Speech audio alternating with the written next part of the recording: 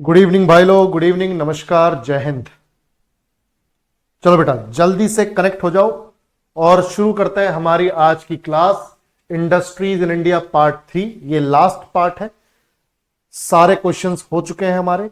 ये last part में आज जितने भी क्वेश्चंस हैं वो हो जाएंगे और उसके बाद फिर नया चैप्टर शुरू होगा इकोनॉमिक्स में, जो कि होगा रिपोर्ट एंड इंडेक्स। ठीक है भाई, रिपोर्ट एंड इंडेक्स यानी रिपोर्ट एवं सूचकांक। यहां से काफी सारे क्वेश्चंस बने हैं, तो इसके बाद हमारा नया टॉपिक होगा। आज इसको कवर करते हैं, लास्ट पार्ट है भारत में उद्योग। ठीक है, तो शुरू करते हैं भाई। सभी लोग जल्दी से कनेक्ट हो जाओ।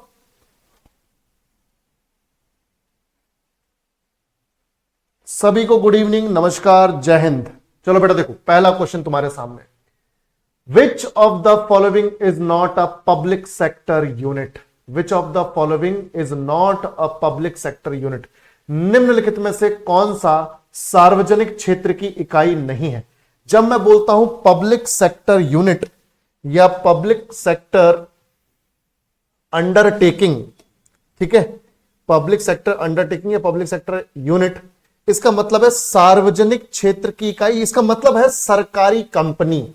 इसका मतलब क्या है बच्चों? सरकारी कंपनी,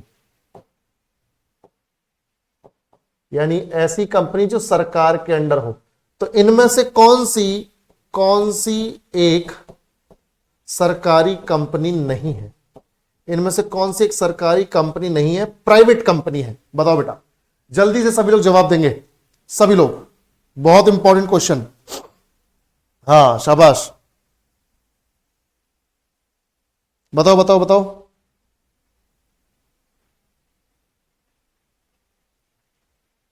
हाँ बताओ, इसमें से कौन सी पब्लिक सेक्टर यूनिट नहीं है, सरकारी कंपनी नहीं है? जो तुम जवाब दे रहे हो वो बिल्कुल सही है। आंसर है बच्चों आईसीआईसीआई। आईसीआईसीआई यानी आईसीआईसीआई क्या है बच्चों? ये एक बैंकिंग सर्विस कंपनी है। ये एक ऐसी प्राइवेट कंपनी है, आईसीआईसीआई एक ऐसी प्राइवेट कंपनी है जो बैंकिंग सर्विस देती है। ठीक है, तो याद रखना ये एक क्या है? ये एक प्राइवेट कंपनी है, प्राइवेट कंपनी है जो बैंकिंग सर्विस प्रोवाइड करती है। आईसीआईसीआई बैंक का नाम सुना तुम लोगों ने? तो बैंकिंग सर्विस या बैंकिंग सर्विसेज प्रोवाइड करती है, प्रदान करती है। ठीक है भाई, और इसकी स्थापना 1955 में हुई थी। 1955 में एस्टैब्लिश्ड, 1955 में ये एस्टैब्लिश हुई थी, यानी इसकी स्थापना हुई। स्थापना 1955 में। और एक चीज याद रखो बेटा, इसका जो हेडक्वार्टर है आईसीआईसीआई का जो हेडक्वार्टर है, मुख्यालय है, वो मुंबई में है। कहां पर है? मुंबई में। ठीक है, तो आईसीआईसीआई सरकारी कंपनी नहीं है, बाकी सभी सरकारी कंपनियां हैं। जैसे बीसीसीएल, इसका फुल फॉर्म है भारत कोकिंग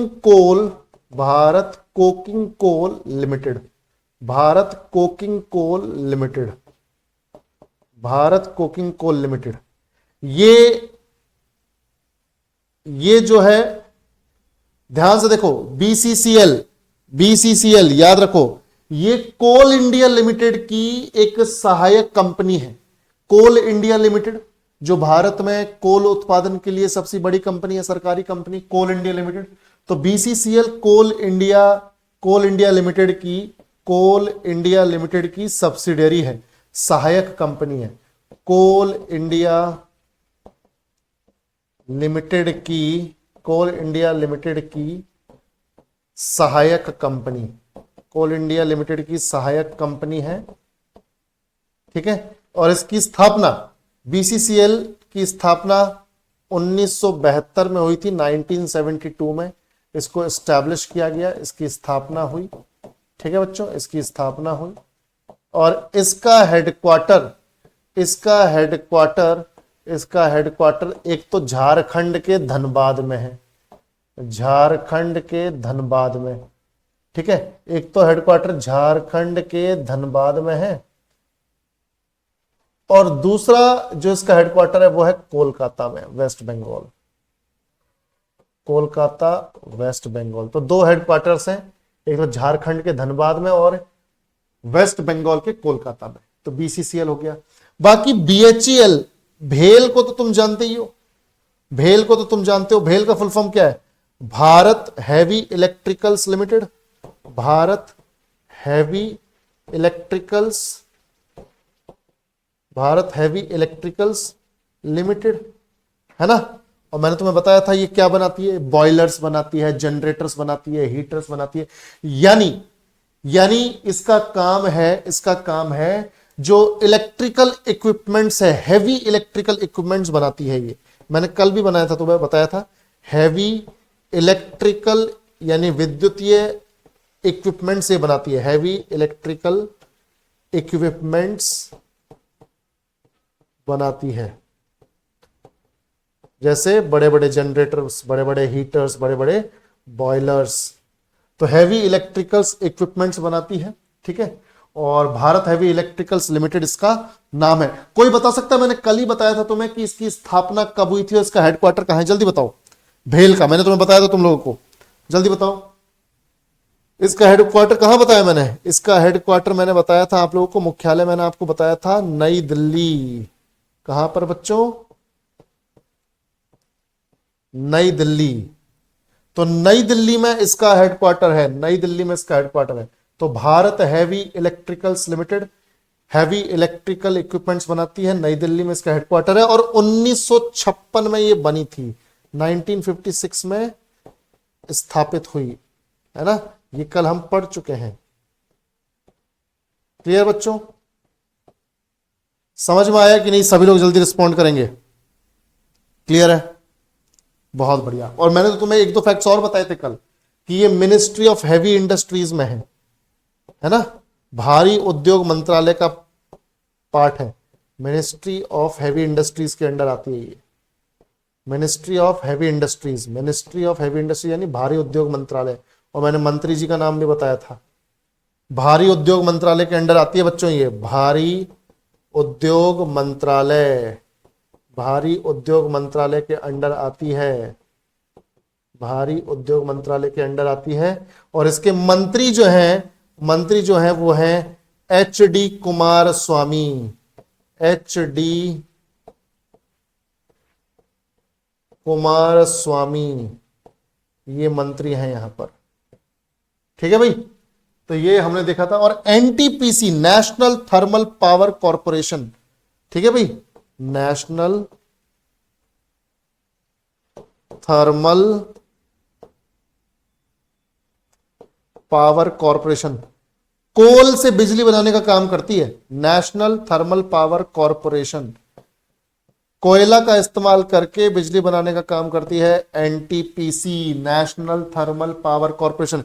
ये तुम्हारे एग्जाम वाला एनटीपीसी नहीं है, ये कोल बनाने की जो भारत सरकार की कंपनी है उसका नाम है नेशनल थर्मल पावर कॉर्पोरेशन। समझ में आया कि नहीं? बिल्कुल। तो 1975 में ये बनी है, 1975 में बनी है और हेडक्वार्टर है नई दिल्ली, हेडक्वार्टर है नई दिल्ली। मैंने देखो तुम्हें जो इंपॉर्टेंट चीज है हर कंपनी के बारे में मैंने बता दिया, ठीक है। तो 1975 में हेडक्वार्टर नई दिल्ली और ये आती है मिनिस्ट्री ऑफ पावर के अंडर, विद्युत मंत्रालय या ऊर्जा मंत्रालय, मिनिस्ट्री ऑफ पावर, ऊर्जा मंत्रालय, जिसके मिनिस्टर है Manohar Lal Khattar, ex chief minister of Haryana. ऊर्जा मंत्रालय, ऊर्जा मंत्रालय, ठीक है भाई। तो मिनिस्ट्री ऑफ पावर के अंडर, और मिनिस्टर कौन है, मंत्री कौन है? मनोहर लाल खट्टर, मनोहर लाल खट्टर, ठीक है भाई। चलो, तो आंसर हमारा हो गया कि इनमें से कौन सी पब्लिक सेक्टर यूनिट नहीं है, सरकारी कंपनी नहीं है, तो वो कौन सी है? ए, आईसीआईसीआई, ठीक है, प्राइवेट सेक्टर की बैंकिंग कंपनी है। प्रधानमंत्री मुद्रा योजना इज फॉर, प्रधानमंत्री मुद्रा योजना किसके लिए है? युद्रा बोल रहा था मैं। प्रधानमंत्री मुद्रा योजना किसके लिए है बताओ? Provision of funding to non corporate small business sector, गैर कॉर्पोरेट लघु व्यवसाय क्षेत्र का वित्त पोषण का प्रावधान करने के लिए। Provision of money for only BPL families, केवल बीपीएल परिवारों के लिए धन का प्रावधान। Provision for foreign currency loans, विदेशी मुद्रा ऋण का प्रावधान। Printing of new currency after demonetisation, विमुद्रीकरण के बाद नई मुद्रा की छपाई। किसके लिए कोई बता सकता है क्या? बी जवाब दे रहे हो, भेड़ चाल में जा रहे हो क्या? हाँ भाई, भेड़ चाल में चल पड़े, शाबाश।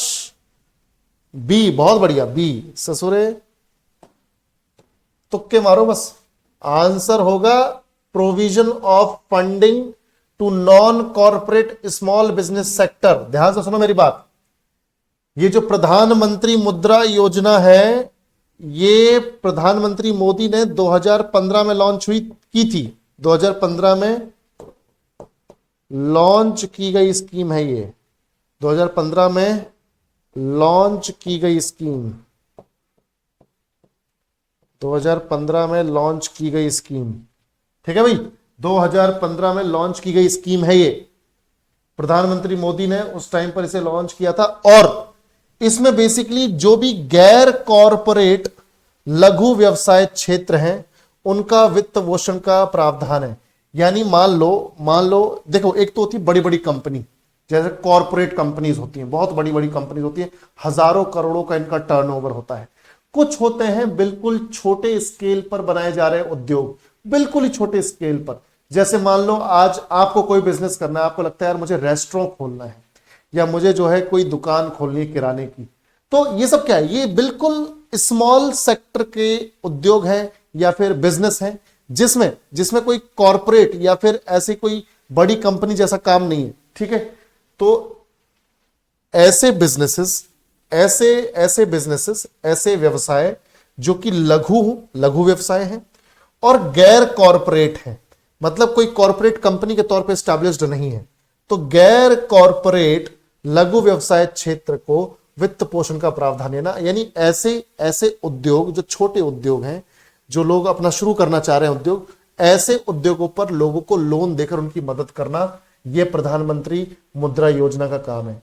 तो किसी को भी अगर अपना कोई छोटा काम शुरू करना है, ठीक है, कोई अपना बिजनेस शुरू करना है, पर शुरुआत से करना है, बिल्कुल छोटे काम से शुरुआत करना है, तो उसके लिए सरकार प्रधानमंत्री मुद्रा योजना के तहत लोन दे देगी। याद रखना 10 लाख तक का, 10 लाख तक का लोन इस स्कीम से मिल जाएगा। 10 लाख तक का लोन, ठीक है, किसी भी छोटे उद्योग को शुरू करने के लिए, किसी भी छोटे उद्योग को जो कि गैर कॉरपोरेट हो, तो छोटे उद्योग को शुरू करने के लिए। तो यह सरकार की तरफ से जबरदस्त इनिशिएटिव था। तो किसी भी छोटे उद्योग को शुरू करने के लिए सरकार की तरफ से 10 लाख तक का लोन मिल सकता है, जिससे आपकी मदद हो सकती है। ठीक है भाई।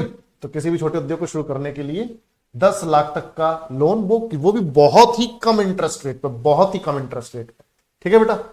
चलो next, select the industry in which goods are produce in the home of the producer.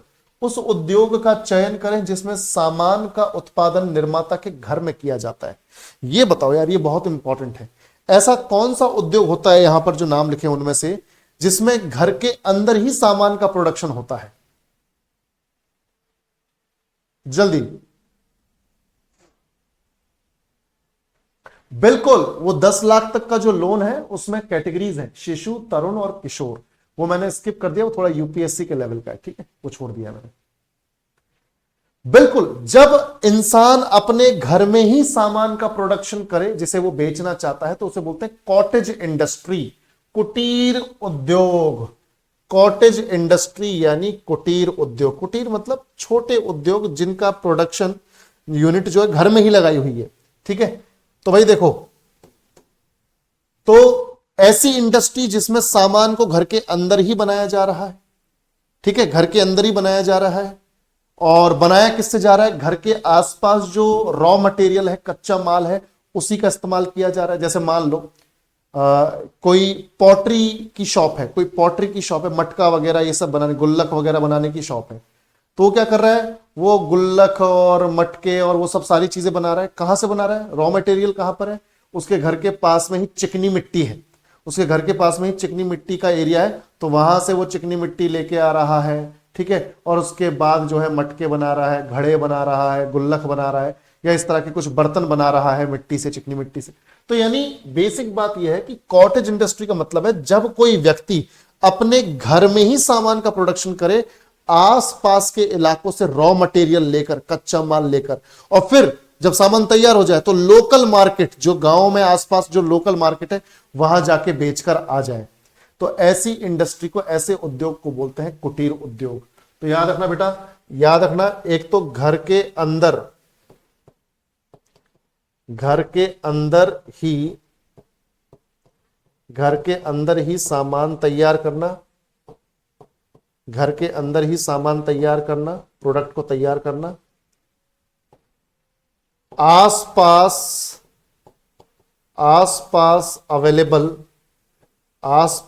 Available raw material से, कच्चे माल का इस्तेमाल करना, है ना, आसपास अवेलेबल रॉ मटेरियल का इस्तेमाल करना, रॉ मटेरियल का यूज करना, है ना भाई। जैसे मैंने आपको बताया कि कोई मिट्टी के घड़े बनाने वाला जो पॉटर है वो बना रहा है घड़ा, तो उसके पास मिट्टी कहां से आएगी, बगल में खेत में है मिट्टी, चिकनी मिट्टी, वहां से ले आया। तो आसपास अवेलेबल रॉ मटेरियल का यूज करना, ठीक है, रॉ मटेरियल का यूज करना। तो घर के अंदर ही सामान तैयार करना, कैसे, जो आसपास रॉ मटेरियल है उसका इस्तेमाल करके, और लोकल मार्केट में बेच के आना, लोकल मार्केट में बेचना। तो ये जो प्रोसीजर है, ये है कॉटेज इंडस्ट्री का। जैसे इसमें एग्जांपल, जैसे मैं आपको दूं एग्जांपल के तौर पे, आप ले सकते हो, जैसे पॉटरी वाला एग्जांपल सही है, जैसे मटके वगैरह बनाने वाले होते हैं, है ना। या फिर पॉटरी के अलावा आप देखोगे कि बैम्बू से बास्केट्स वगैरह बनाई जाती हैं, है ना, बैम्बू बास्केट्स, बैम्बू से टोकरी वगैरह बनाई जाती है, तो बैम्बू बास्केट्स। और सोचो, पॉटरी हो गया, बैम्बू बास्केट्स हो गया, और सोचो भाई जल्दी से सभी लोग, और क्या हो सकता है, बताओ बताओ। बिल्कुल लकड़ी का काम हो सकता है, कोई वुड वर्क हो सकता है ना, इसमें हैंडीक्राफ्ट भी आ सकता है, शिल्प कला भी आ सकती है, वो भी हाथ से बनाई जाती है। तो पॉटरी, बैम्बू बास्केट्स यानी बांस की बनी हुई टोकरी, वुड वर्क यानी लकड़ी का काम, उसके अलावा रोप मेकिंग, रस्सी बनाना। ये कोई बहुत बड़े बड़े मॉल्स में थोड़ी बनती है रस्सी, रोप मेकिंग, है ना, रस्सी बनाना। तो सब ऐसे काम हैं जो लोकल लेवल पर किए जाते हैं, लोकल लेवल के मार्केट में बेचने के लिए। तो इन्हीं को बोलते हैं कॉटेज इंडस्ट्री, ठीक है। चलो आगे बढ़ते हैं, next question. In which of the following years was the federation of the Indian chamber of commerce and industries formed?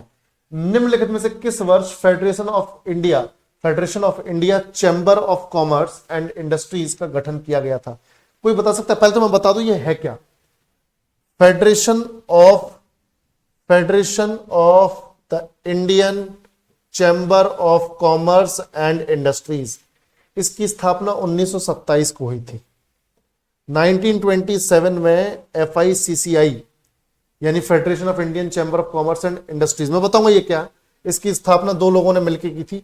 एक तो थे GD बिरला, घनश्याम दास बिरला, एक तो GD बिरला साहब थे, और दूसरे थे GD बिरला के अलावा पुरुषोत्तम दास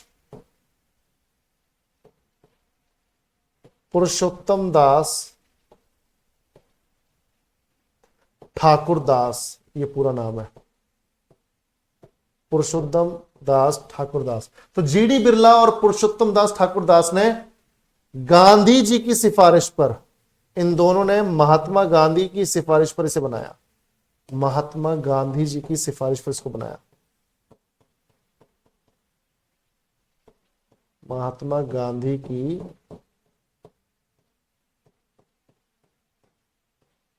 सिफारिश पर बनाया। तो याद रखना भाई, अब तुम बोलोगे सर ये है क्या, तो बेटा ये जो FICCI है ये गैर सरकारी मतलब सरकारी नहीं है, गैर सरकारी, ठीक है, गैर सरकारी व्यापार संगठन है। जैसे तुम लोग देखते हो, जैसे जैसे सीएनजी के दाम बढ़ते हैं तो जो भी ऑटो वाले लोग हैं, जो भी ऑटो रिक्शा चलाने वाले लोग हैं, वो सब हड़ताल पे आ जाते हैं, उनका पूरा यूनियन हड़ताल पे आ जाता है, उनका पूरा संघ, उनकी पूरी संगठन हड़ताल पे आ जाती है कि कोई ऑटो नहीं चलाएगा जब तक सीएनजी के दाम घट ना जाए। तो इस तरह से यहां पर भी गैर सरकारी व्यापार संगठन है, यहां पर भी गैर सरकारी व्यापार संगठन है, जिसका काम है कि जो भी इंडस्ट्रियलिस्ट है, जो भी उद्योगपति है, जो भी लोग काम कर रहे हैं, उनके काम में किसी तरह की कोई परेशानी ना आए। अगर कोई परेशानी आए तो ये संगठन जो है मिलकर उस परेशानी को उठाएगा, ठीक है, उस परेशानी को जग जाहिर करेगा। तो याद रखना, FICCI यानी federation of Indian chamber of commerce and industries का गठन गैर सरकारी व्यापार संगठन के तौर पे हुआ, 1927 में हुआ, और जीडी बिरला और पुरुषोत्तम दास ठाकुरदास ने इसकी स्थापना की थी। समझ में आया कि नहीं? रिस्पॉन्ड करो बेटा। क्लियर है? बहुत बढ़िया। बाकी हेडक्वार्टर याद रखना, हेडक्वार्टर जो है वो है न्यू दिल्ली। हेडक्वार्टर कहां पर? न्यू दिल्ली, ठीक है, हेडक्वार्टर नई दिल्ली, 1927 में स्थापित हुआ था FICCI। और जितने भी व्यापारी हैं, जितने भी ट्रेडर्स हैं, उनके हकों की रक्षा, उनके हितों की रक्षा करने का काम करता है FICCI। यानी व्यापारियों के साथ, ट्रेडर्स के साथ कोई चीज गलत ना हो, ठीक है भाई। तो हर किसी को यूनियन या संघ बनाने का अधिकार तो है। व्हाट इज द, हाँ यहां पे देखो, what is the full form of भेल, the famous public sector unit of the government of India? अभी तो पढ़ा था, बताओ। भारत सरकार की प्रसिद्ध सार्वजनिक क्षेत्र इकाई BHEL का पूर्ण रूप क्या है? जल्दी से बताओ बेटा, सभी लोग जल्दी से बताओ। भेल का पूर्ण रूप क्या है? Bharat heavy electricals limited, Bharat heavy electricals limited, याद रहेगा सभी लोगों को, Bharat heavy electricals limited. Clear है? बहुत बढ़िया। और जो हमने इसके बारे में पढ़ा है वो तो तुम्हें पता ही है कि भैया 1956 में स्थापित हुई है ना। याद कर लो, मैं 2-3 बार लिख देता हूं तो एक चीज जो है दिमाग में बैठ जाती है। 1956 में स्थापित, 1956 में एस्टैब्लिश हुई। और देश की, ये देखो बेटा, ये फैक्ट बता रहा हूं, देश की सबसे बड़ी सरकारी कंपनी, देश की सबसे बड़ी सरकारी कंपनी, ठीक है, देश की सबसे बड़ी सरकारी कंपनी किसके लिए? सरकारी कंपनी ऐसी नहीं कि देश की सबसे बड़ी सरकारी कंपनी है ये, देश की सबसे बड़ी सरकारी कंपनी किसके लिए ली गई बताओ भाई? BHEL क्या करती है? ये इलेक्ट्रिकल्स इक्विपमेंट्स बनाने के लिए, विद्युतीय औजार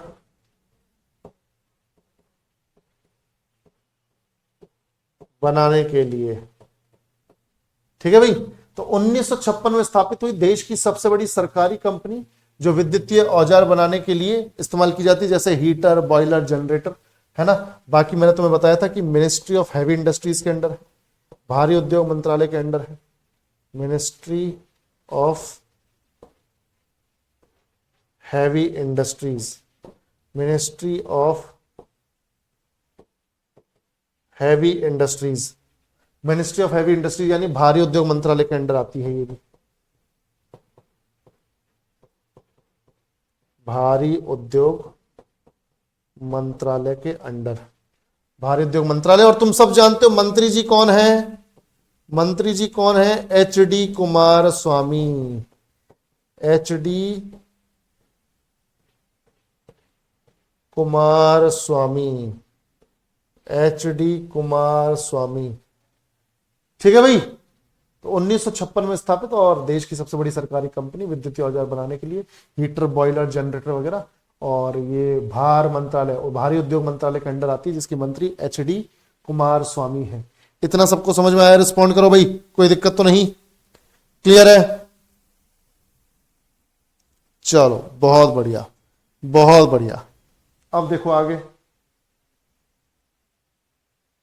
ठीक है। हाँ, steel authority of India limited is an example of, steel authority of India limited इसका उदाहरण है, किसका बताओ? क्या steel authority of India limited यानी सेल, इसको शॉर्ट में क्या बोलते हैं बच्चों? Cell, SAIL। तो सेल जो है steel authority of India limited, इसकी स्थापना कब हुई बताओ भाई? फिर उसके बाद आते हैं कि ये प्राइवेट है, जॉइंट है, पब्लिक है या कोऑपरेटिव सेक्टर की इंडस्ट्री, बताओ सबसे पहले बताओ जल्दी से, सभी लोग बताएंगे। शाबाश। 1954 में, कब? 1954 में, 1954 में, 1954 में बनाई गई या स्थापित की गई, ठीक है। और उसके बाद सरकारी कंपनी है,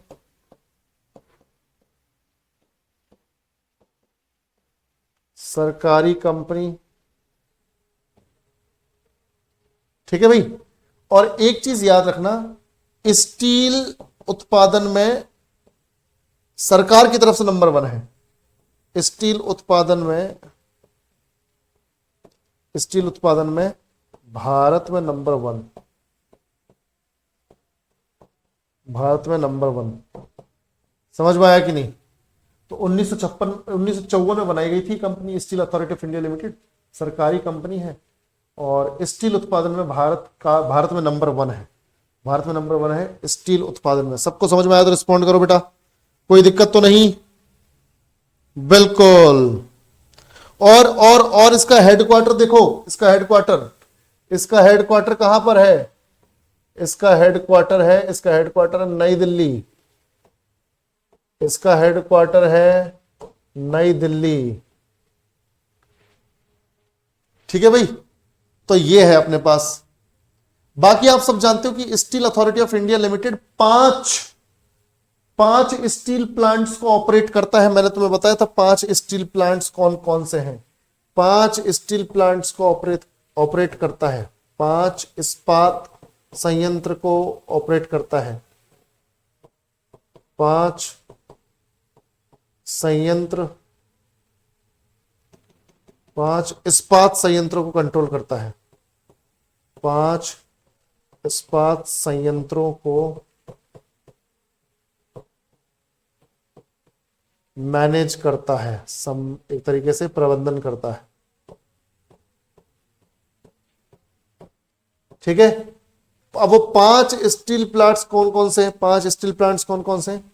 एक तो भैया तारा, देखो ध्यान से, एक तो हो जाएगा अपना बोकारो, एक तो बोकारो, फिर एक हो जाएगा भिलाई, बोकारो और भिलाई, फिर यहां पे हो जाएगा दुर्गापुर, यहां पे क्या हो जाएगा? दुर्गापुर। तो बोकारो, भिलाई, दुर्गापुर, राउरकेला और उसके बाद बर्नपुर,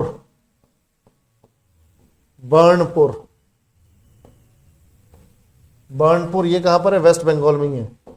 तो वेस्ट बंगाल में बर्नपुर, ओडिशा में राउरकेला, दुर्गापुर वेस्ट बंगाल में, भिलाई जो है ये छत्तीसगढ़ में और बोकारो झारखंड में। तो इन 5 स्टील प्लांट्स को steel authority of India limited he manage करती। बाकी इसका हेडक्वार्टर तुम्हें पता चल गया, न्यू दिल्ली, कब बनी थी ये भी पता चल गया, सरकारी कंपनी है, स्टील उत्पादन में नंबर 1 है, ये सब हमें पता चल गया। तो ये बेसिकली क्या है? पब्लिक सेक्टर इंडस्ट्री में है, पब्लिक सेक्टर इंडस्ट्री में है। यानी कहीं पर अगर लिखा जाए कि ये PSU है तो समझ जाओ सार्वजनिक क्षेत्र की कंपनी है, सरकार का इसके ऊपर कंट्रोल है, ठीक है। चलो, एक तरीके से पब्लिक सेक्टर इंडस्ट्री है, ठीक है।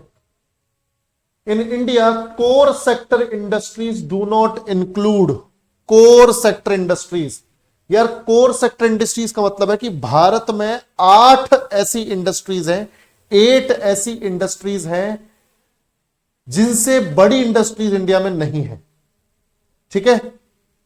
बिल्कुल, देखो ध्यान से, उन 8 के नाम पता होने चाहिए ये क्वेश्चन मैं एक बार पहले भी लेके आया हूं, पर ये क्वेश्चन रिपीट मोड पे आया तो मुझे यहां लाना पड़ा दोबारा।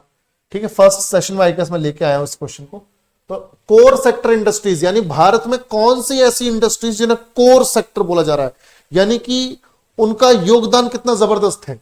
तो मैं आप सबको बता दूं कि यहां पर आज के टाइम में देखो बेटा ध्यान से, एक तो कोल इंडस्ट्री, कोयला वाली, फिर दूसरा पेट्रोलियम, जिसे हम क्रूड ऑयल भी बोलते हैं, कच्चा तेल भी बोलते हैं, पेट्रोलियम यानी कि क्रूड ऑयल। ठीक है, कोल, पेट्रोलियम यानी क्रूड ऑयल यानी कच्चा तेल।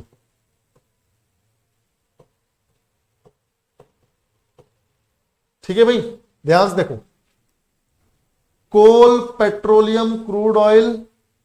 ठीक है, यानी कोल, पेट्रोलियम, पेट्रोलियम को ही कच्चा तेल बोल रहे हैं, नेचुरल गैस, प्राकृतिक गैस, नेचुरल गैस,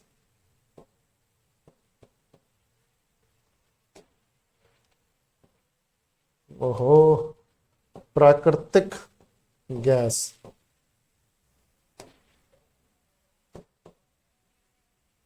प्राकृतिक गैस। तो coal industry, petroleum industry, natural gas industry, ये तो तीन कोर सेक्टर में आती है। उसके अलावा कोल, पेट्रोलियम, नेचुरल गैस, और उसके अलावा यहां पर शामिल कर सकते हैं हम लोग रिफाइनरी प्रोडक्ट्स को, क्योंकि एक्सट्रैक्ट करने के बाद तो सामान को रिफाइनरी ही भेजा जाता है ताकि वो अच्छी तरीके से धुल धुला के पॉलिश होके आ जाए। ठीक है भाई, तो नेचुरल, अब देखो ध्यान से, coal, petroleum, natural gas, refinery products, यानी कोई भी जैसे पेट्रोलियम वगैरह है या नेचुरल गैस वगैरह है, इसमें कई बार पॉल्यूटेंट्स होते हैं, ये साफ सुथरे नहीं होते, तो इनको रिफाइनरी भेजा जाता है ताकि रिफाइनरी से एकदम रिफाइंड मटेरियल निकल के आए, बढ़िया मटेरियल निकल के आए। तो coal, petroleum, natural gas, refinery products. उसके बाद यहां पे आ जाएगा इलेक्ट्रिसिटी, इलेक्ट्रिसिटी कोर इंडस्ट्री का पार्ट है। इलेक्ट्रिसिटी के अलावा सीमेंट इंडस्ट्री का पार्ट है, तो सीमेंट जो है यहां पर।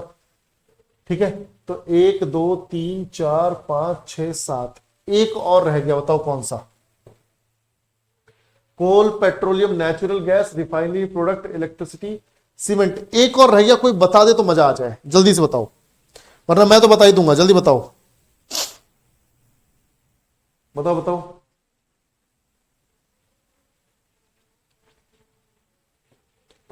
स्टील इंडस्ट्री, कितने हुए, 1 2 3 4 5 6 7, एक और है फर्टिलाइजर्स उत्पादक, सॉरी उर्वरक, फर्टिलाइजर्स मतलब उर्वरक।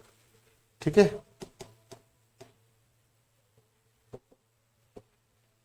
उर्वरक। तो इन इंडस्ट्रीज को अगर हम छोड़ दें तो ये मान के चलो कि भारत में जितनी भी इंडस्ट्रीज हैं वो आधे % पर है, यानी 50% पर, और ये 8 एक तरफ 50% पर है। तो coal, petroleum, natural gas, refinery product, electricity, ठीक है, सीमेंट, स्टील, फर्टिलाइजर्स, ये सब इंडस्ट्रीज मिलाकर लगभग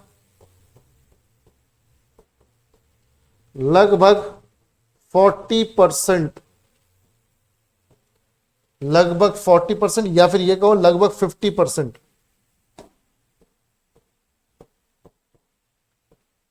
लगभग 50%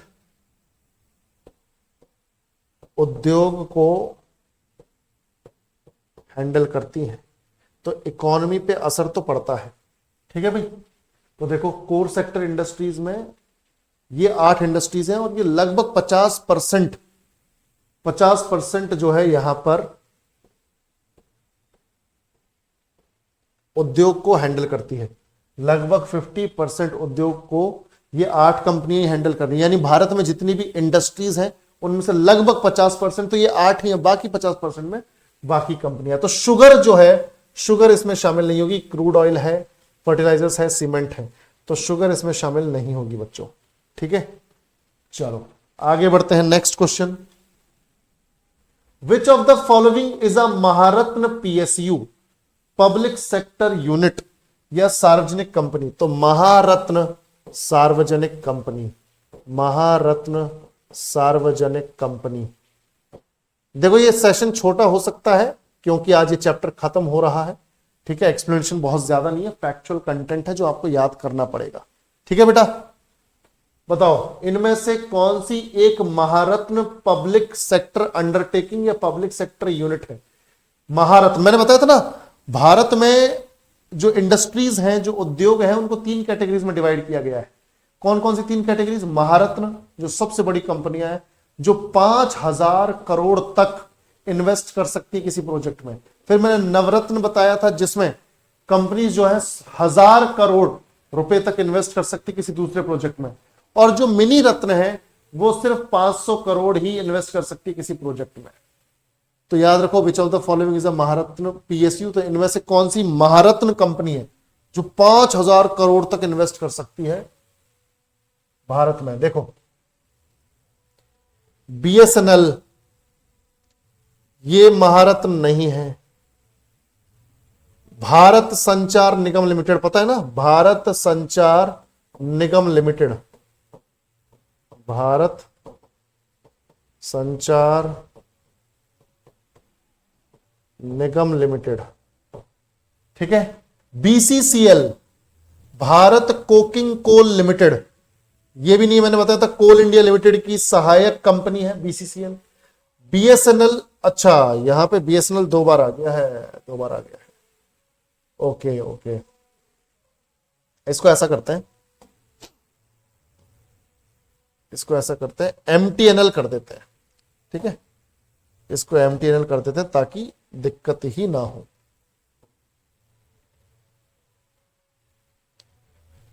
ठीक है, एमटीएनएल वो भी तो कंपनी है, सरकारी ही कंपनी है, तो यहां पे लिख देते हैं एमटीएनएल।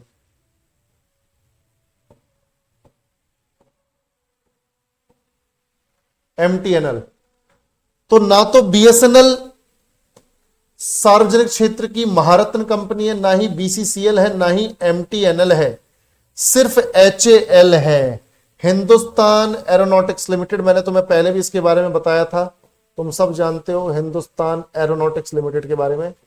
पिछली पहली क्लास में हमने कवर किया था हिंदुस्तान, जहां तक मुझे याद आ रहा है, हिंदुस्तान एरोनॉटिक्स लिमिटेड। तो हिंदुस्तान एरोनॉटिक्स लिमिटेड जो है 1940 में बनी थी, और 1940 में जब बनी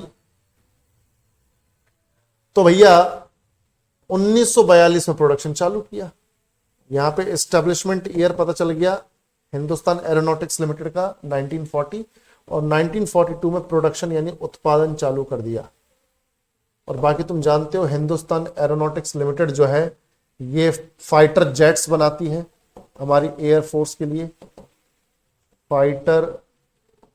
फाइटर जेट्स बनाने का काम कर रही है, ठीक है। उसके अलावा हेलीकॉप्टर्स बनाती है, ठीक है भाई। तो फाइटर जेट्स बनाना, हेलीकॉप्टर बनाना, ये काम है एचएएल का। हिंदुस्तान एरोनॉटिक्स लिमिटेड 1940 में स्थापित हुई, 1942 में प्रोडक्शन चालू हुआ। बाकी इसका हेडक्वार्टर कोई बता सकता है, मुख्यालय कहां पर है? इसका हेडक्वार्टर बता दो जल्दी से, एचएएल का हेडक्वार्टर बताओ भाई जल्दी। बाकी तुम्हें मालूम है बीएसएनएल तो वो टेलीकम्युनिकेशन वाली कंपनी है, मोबाइल वगैरह पे बात करने के लिए नेटवर्क प्रोवाइड करती है। बीसीसीएल मैंने तुम्हें पहले भी बताया था, भारत कोकिंग कोल लिमिटेड, ठीक है, भारत कोकिंग कोल लिमिटेड। और मैंने तुम्हें इसका ये भी बताया था 1972 में बनी है, धनबाद और कोलकाता में इसका हेडक्वार्टर है, अभी बताया था, ठीक है। तो हिंदुस्तान एरोनॉटिक्स लिमिटेड 1940 में एस्टैब्लिश हुई, 1942 में प्रोडक्शन चालू हुआ। बाकी हेडक्वार्टर इसका कहां पर है ये बता दो, अभी तक ये नहीं बताया, हेडक्वार्टर कहां पर है बताओ, सभी लोग बताएंगे। हेडक्वार्टर एचएएल का हेडक्वार्टर बेंगलुरु, बहुत बढ़िया, शाबाश, बेंगलुरु कर्नाटक। बाकी मैंने तुम्हें ये भी बताया था कि ये हिंदुस्तान एरोनॉटिक्स लिमिटेड जब 1940 में बनी थी तो उस वक्त इसका नाम हिंदुस्तान एयरक्राफ्ट था। क्या नाम था? हिंदुस्तान एयरक्राफ्ट के नाम से बनी थी, हिंदुस्तान एयरक्राफ्ट। एंड फिर 1961 में इसका नाम हिंदुस्तान एरोनॉटिक्स हो गया, हिंदुस्तान एरोनॉटिक्स। ठीक है बच्चों, तो इस तरीके से ये पूरी की पूरी HAL जो है यहां पर आपको देखने को मिल सकती है कि ये महारत्न है, महारत्न कंपनी। और 2024 में इसको स्टेटस मिला है, 2024 में ही महारत्न कंपनी का दर्जा मिला है। तो बहुत इंपॉर्टेंट है, 2024 में ही महारत्न का स्टेटस मिला है इस कंपनी को, 2024 में ही महारत्न का स्टेटस। ठीक है भाई, 2024 में ही महारत्न का स्टेटस मिला है। तो बेसिक बात यह कि आज के टाइम में 14 महारत्न कंपनी है। कितनी कंपनी है बच्चों? 14 महारत्न कंपनी है, 14। क्लियर? 14। बिल्कुल नीलब्जा, बहुत बढ़िया, 14 महारत्न कंपनी। ठीक है, चलो आगे बढ़ा जाए। अगला देखो, Bhushan power and steel limited Jharsuguda is in which state?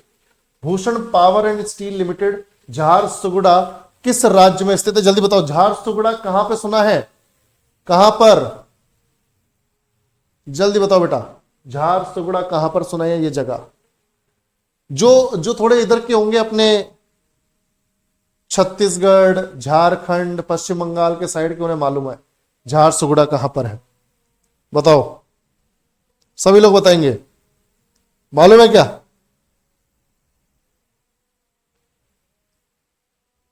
बताओ बताओ बताओ। चलो देखो, झारसुगुदा ओडिशा में है, जैसे तुमने बताया अभी, कई सारे लोगों ने सही जवाब दिया, ओडिशा में है। 1970 में बनी थी Bhushan power and steel limited. Bhushan power and steel limited 1970 में स्थापित हुई, 1970 में स्थापित हुई। ठीक है, और स्टील उत्पादन करने वाली प्राइवेट क्षेत्र की कंपनी है। नाम से पता चल रहा है Bhushan power and steel limited. तो स्टील उत्पादन करने वाली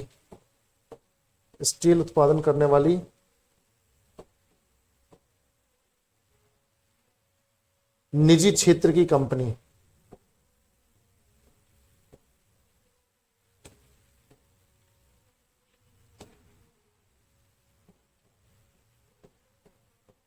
ओहो ना, निजी लिखना ही भूल गए, निजी क्षेत्र की कंपनी, प्राइवेट सेक्टर की कंपनी। ठीक है भाई, तो 1970 में स्थापित हुई, स्टील उत्पादन करने वाली निजी क्षेत्र की कंपनी है। ठीक है, और इसके प्लांट्स और 2-3 जगह हैं। इसके जो संयंत्र हैं वो यहां झारसुगुड़ा में तो है ही, झारसुगुड़ा में तो है ही, चंडीगढ़ में भी है, चंडीगढ़ में भी है। तो झारसुगुड़ा, चंडीगढ़, और एक जगह है, अगर कोई बता सके, झारसुगुड़ा, चंडीगढ़, और एक जगह है, कहां पर? जल्दी बताओ। कोलकाता, कोलकाता। तो इन 3 जगहों पर ये कंपनी आपको देखने को मिलती है। ठीक है, ऐसा खबरों में आया कि टाटा ने इसको एक्वायर कर लिया है। ठीक है, तो 1970 में स्थापित हुई, स्टील उत्पादन करने वाली निजी क्षेत्र की कंपनी है। संयंत्र इसके झारसुगुड़ा, चंडीगढ़ और कोलकाता में है, और मेनली ये ओडिशा को बिलोंग करती है। ठीक है भाई, इतना समझ में आया? तो इस तरीके से यहां पे देखो, ये है झारसुगुड़ा, संबलपुर के पास, यहां ओडिशा में, यहां पर है।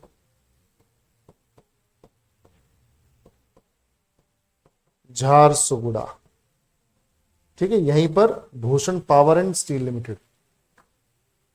तो इस तरीके से हमारे आज के सारे क्वेश्चंस यहां पे खत्म हो गए। इंडस्ट्रीज वाला टॉपिक खत्म हो गया। कल आएगा रिपोर्ट एंड इंडेक्सेस, यानी कि रिपोर्ट एवं सूचकांक, जहां से बहुत सारे क्वेश्चंस बने हैं, तो बिल्कुल भी स्किप नहीं करना है।